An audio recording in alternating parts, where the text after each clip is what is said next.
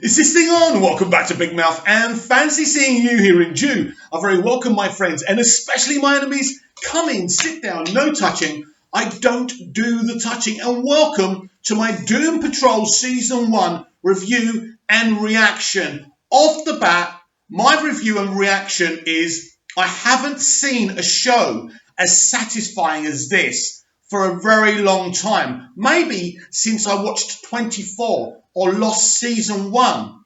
To see a show, especially a comic book show, about so-called superheroes that reveals these characters' souls one by one, via flashback, via great acting, via great writing, is something off the bat.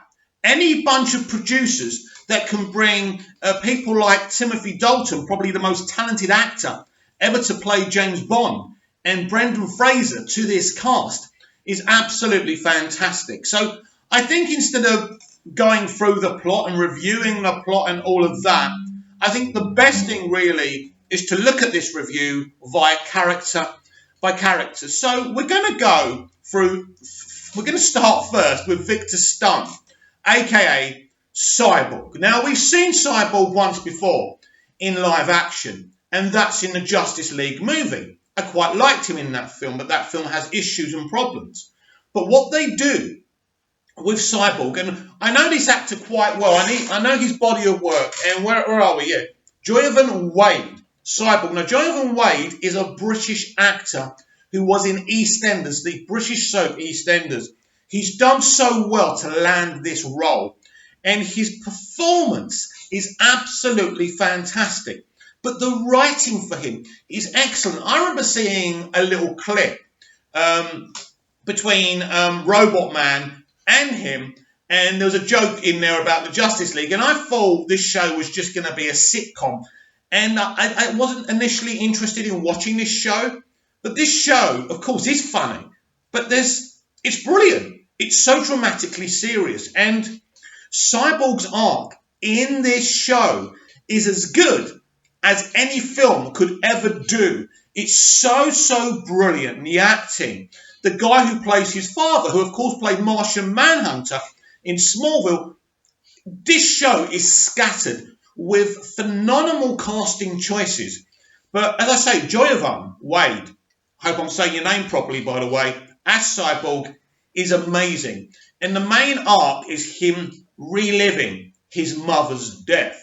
Now, I'm not quite sure here, but I know in the comics, or I think in the comics, don't they die in a car accident? Well, here it's some kind of chemical spill in a lab after Vic loses his temper. And he relives this again and again. He blames himself for his mother's death. And of course, the secret he finds out near the end of the season is that his father had to choose who lived or died. Absolutely brilliant. The psychological aspects of every character in this TV series is, look, as I say, I was watching this show. I binged this show on Prime Video. I've got one of the channels via that streaming service because out here in Europe, we don't have, we're not able to have DC Universe. And I think the DC Universe shows, every single one of them, the originals, have been fantastic. Brilliant. Some of the best DC live action we've ever seen. Forget on television, right? And Greg Berlanti Productions was involved in this. And he's responsible for Arrowverse. So it goes to show you that it's the network, the CW, that hamper him and not this. So Joyvan Wade as Cyborg, absolutely brilliant. Now, we don't see him till the second or third episode. His introduction is really cleverly put in and is absolutely brilliant. Now, I want to talk about April Balby because I want to get the names right. Now, Elastigirl, right? Is that what they're calling her? Rita Farr in the show. That's her stage name. So Rita Farr is an actress, I think, from the 40s, right? And she can become, I suppose you could call it elastic, or this weird plastic thing. She just turns into this slimy stuff, right? And it's mainly a psychological condition from when she's afraid. But this is her ability. Like when the guy tries to, well, when the guy says, if you do what I want, if you let me do what I want to you, you can have the part. And she literally kills him by accident. Rita Farr, like the other characters, and I haven't read the graphic novels of Doom Patrol, so I know nothing about Doom Patrol. But what they've done with these characters is fantastic. So every one of these characters has secrets, has bad things, immoral choices that they've made. Now, I think this character, like the others, is so unique, so uniquely played, and I think April, like the others, did a fabulous job. I was just captivated by the psychological, moral choices of these characters and how they're haunted by them. It's, absolutely fantastic. This is, as I say, she's a kind of a famous 40s actress. She's lived for a very long time because of her condition. She was one of the early ones that the chief found. And she's brilliant. April plays this brilliant. The charm, the 1940s, 50s charm that she's got. She may even be from the decade before. I can't remember. But she's very charming from a bygone era, and I really liked her. The whole point of when we find out that she was getting this director or producer, these girls, and one of them ends up pregnant because she's haunted by this baby's cry. And it turns out the mother killed herself, and she could have brought up the baby herself, and she decided not to, and she carried on with her career. And this has haunted her. So, again, the character choices, because there is an arc. Mr. Nobody is the arc of this show. He's supposed to be the main villain of this show. But the main thing, the thing that captivated me, was these characters, with their immoral choices, with how they're haunted, how we're haunted. And before I carry on with these characters, I want to talk about the agency of normalcy. Now, the concept of this is there's this agency within the government that hates anything abnormal, and it wants to experiment on it.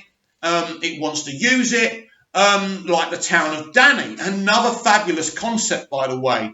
But you know who the agency of normalcy really are in the real world?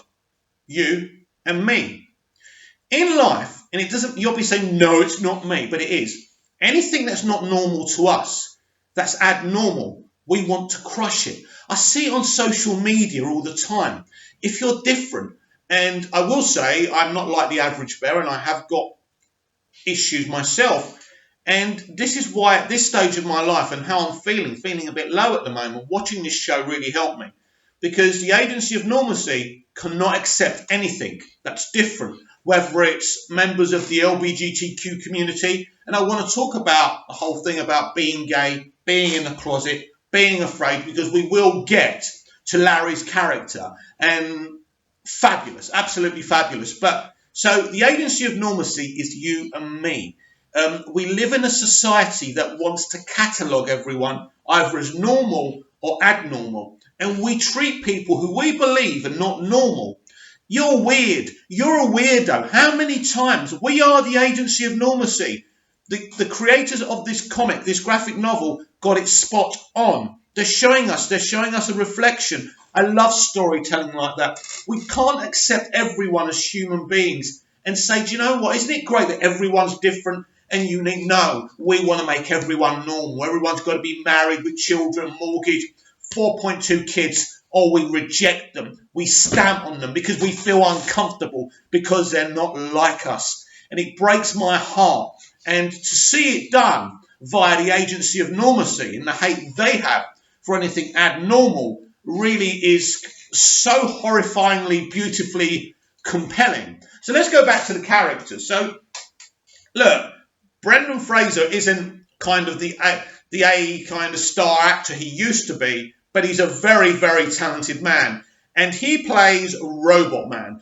I actually forgot his proper name on the show. So I found this IMDb thing, so I'm just looking. So, but anyway, we all know who he plays, right? So he's Robot Man. Brendan Fraser's character is a shitty dad. He's a shitty husband. He's shagging the au pair or nanny. And he's a race car driver. and he's taking his wife and his child home, and they have a crash. He assumes the daughter died as well, but of course she doesn't. But the wife does die, and the chief, played by Timothy Dalton, and we're definitely going to be talking about him, basically, all he's got is his brain, and he turns him into Robot Man with his brain. This character is compellingly dramatic and emotional, but he's also freaking hilarious. What the fuck? What the fuck? I love all that. And Brendan, really, with just the vocal performance, and we do see Brendan properly, especially when he goes into the underground to help Jane. But mostly, it's a vocal performance. And when an actor does a good vocal performance, right, and I'm not sure if he's in the Robot Man get-up or if it's a double. I don't know about that. It looks like it's actually him. But the vocal performance by Brendan is amazing. I really see a man, yes, who's done terrible things, but there's a good person in there. That's who we all are. We are a mixture of good, bad, and indifferent. This is what this story shows us. Jeremy Carver, who used to run Supernatural, did a fantastic job. And again, it shows you what the difference is when you're working for a streaming service rather than the CW. That creative freedom you have to make something extremely special. Jeff Johns was an executive producer, Jeremy Carver, Greg Berlanti. So the people running this show created something unique that you'll only see on a streaming service. As I say, it's soul revealing, it's emotional, it's sad, it's funny. And as I say, Brendan Fraser is amazing. Is amazing. So I want to talk to you about Matt Bomber, a.k.a. Larry, a.k.a. Negative Man. Matt's no spring chicken. Matt's been around this industry for a very long time, and he knows this was, a lot of people may say that Matt is just a pretty face. He proved in this show what another great casting choice Jeremy Carver and the team made. It is absolutely out of this world. So basically, Matt Bomber, and again, he's Larry, whatever his last name. I think it's Larry, right? I'm crap with names. But he's not like this fighter pilot again in the 40s, 30s, whatever, right? But he is hiding a secret. He is gay, and he is having an affair with another man. Now, let me try and explain to you people, especially people from the LGBTQ community, you have it hard, it's true. You get a lot of abuse from people these days still. A lot of us people are being more educated about the LGBTQ community, right? But back in those days, you would get beaten up. You would get murdered for being gay or being trans. And the LGBTQ community was around back then, but they didn't go around advertising it out of fear. They would kill you just, for knowing what you were doing. So there was a safety issue back then. And again, this graphic novel and this show really does do something great for the LGBTQ community. And I hate this thing, like they're doing the LGBTQ community a favour. That's not the point. But the representation about a gay man in the closet is beautiful. Now, he's doing something quite wrong. First of all, he's cheating on his wife. We must remember that. So we can't cover that up and pretend, oh, well, he's gay. He's scared. He obviously married this woman. He doesn't love her, right? But the element of his fear of people finding out who he is, and I forgot the name of the guy he was having an affair with, but it's something in the flashbacks that really resonates with Larry. And look, as I say, Matt Bomber does what an actor, what another great casting choice. And even though I'm not gay, I kind of got it. I don't know how it feels to be gay or a member of the LGBTQ community, but I felt like the fear of the rejection, the fear of being beaten or killed because of who you are, the real you, revealing your own skin. So I really dug Larry, and I loved his arc. And as I say, this is no normal comic book superhero adapted show. This is beautiful because it focuses on each character. We always talk about too many characters. How can you focus on them? This show does it because it goes and a character at a time, and it's beautiful. Now I want to carry on this thing, about being gay and being different. Because again, this town that has a consciousness called Danny. Wow. Danny is a town full of different people, mostly gay people, transsexual people, right? And to see that represented in such a sublime way is really emotional to me. These people who are so different to the rest of the world, protected by this this town with a consciousness, right, called Danny. And it's beautiful. It's so beautifully done. When that guy from the Agency of Normacy kind of tries to go undercover in Danny, but then he realizes that's where he wants to be. He wants to be a drag singer. It's so beautifully done. And again, we see what us as a society do to anything or anyone that's different. Again, this show hits the nail on the head, and it's unbelievable. So compelling, so beautiful. So, who have we got next? I want to talk about Alan Tudyk as Mr. Nobody. Alan Tudyk is one of the most multi-dimensionally talented people in the industry. And the voice for Mr. Nobody is amazing. So Mr. Nobody is kind of this crazy narrator. He's the villain. He's kind of got all these characters like puppets on a string, and he's playing with them because he wants Niles Calder, the chief. He wants to make him suffer, and ultimately he wants him to tell the rest of the group that he literally made them all have their accidents. He fucked up these people's lives, Timothy Dalton's character, because he wanted immortality to protect his daughter, which we find out in the very final episode. And then you find out that he was rejected by his girlfriend, that he was kind of working for these evil people, and they sacked him. So he's playing this cat and mouse game with Niles Calder. So now we're going to go to the great Timothy Dalton, one of my favourite James Bonds. How the hell do you get Timothy Dalton for a TV show like this? I don't know, but they did it. Whoever did it is a genius. Now, obviously, I'm assuming they couldn't really afford Timothy's fees. Maybe Timothy's quite expensive. I don't know. Because Timothy wasn't in this show in every episode. But they cleverly placed him where they needed to place him, and it worked. This is a very interesting character. He's a bit mysterious. He obviously is abducted by Mr. Nobody. He's brought these people together. Originally, he comes across as this really good guy who saved them, but he's actually manipulated these people's fates. And when they find out, they're obviously very angry with him. But he's brilliant in this. He does get an episode of his own when we find out how he was trapped in the snow, and he found this kind of woman, this cave woman, and he fell in love with her. That was really a great episode.